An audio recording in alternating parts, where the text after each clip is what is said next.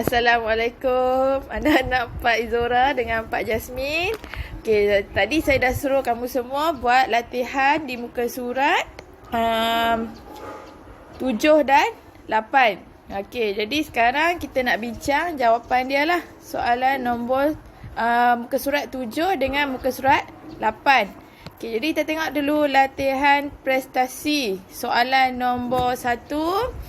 Dia minta berikan maksud prosedur operasi standard pelupusan bahan sisa biologi. Okey, so apa maksud prosedur operasi standard?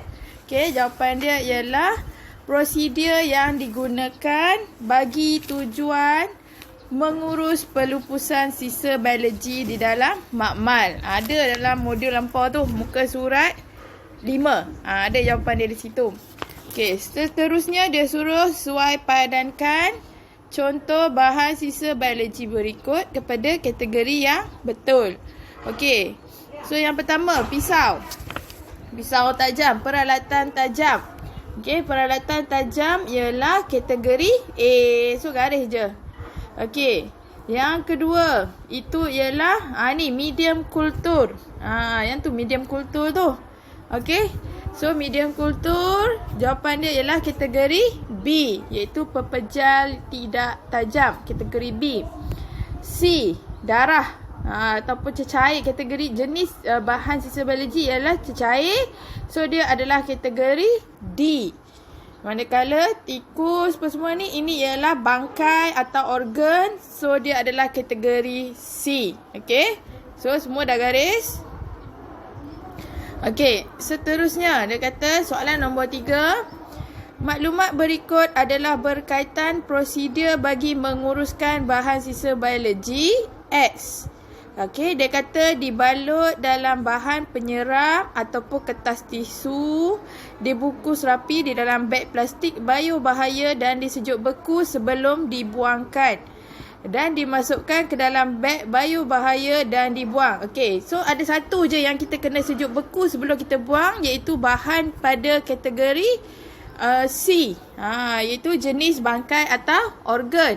Tapi soalan minta contoh. So contohnya ialah kita boleh bagi tikus makmal boleh. Okey, haiwan makmal. Okey, tu jawapan untuk contoh bahan X. Seterusnya, maklumat berikut adalah berkaitan prosedur dalam menguruskan bahan sisa biologi Y. Dibungkus dan masukkan dalam beg plastik biobahaya dan diautoklav. Okey. Dan dimasukkan dalam tong biobahaya. Okey, so yang diautoklav dan masuk dalam tong bahaya ialah kategori B. Ada dua yang kena guna autoklav, iaitu kategori B dan D. Cuma yang D, kita tak buang dalam tong biobahaya, kita masukkan dalam sinki. Kita buang dalam sinki, yang tu cecair tu.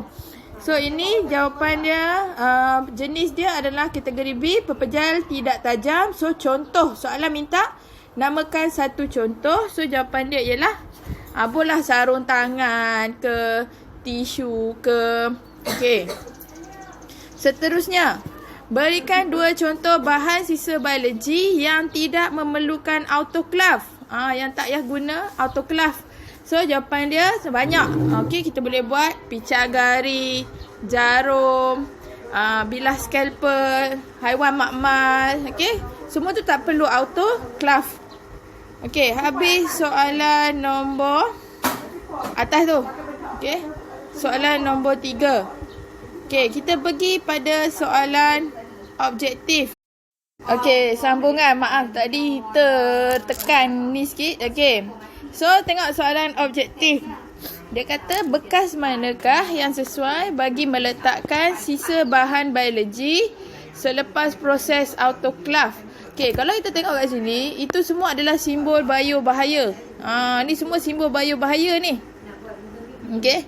Ni semua simbol biobahaya. Cuma yang mana satu bekas yang paling sesuai ialah tong. Tong biobahaya. So jawapannya ialah B. Dia macam tong sampah. Okey. So jawapannya nombor 1 B. Nombor 2, Rajah menunjukkan 2 bahan sisa biologi. Okey, itu ialah simbol apa? Gambar apa tu? Pisau dengan picah garis. So dia adalah kategori A, iaitu peralatan tajam.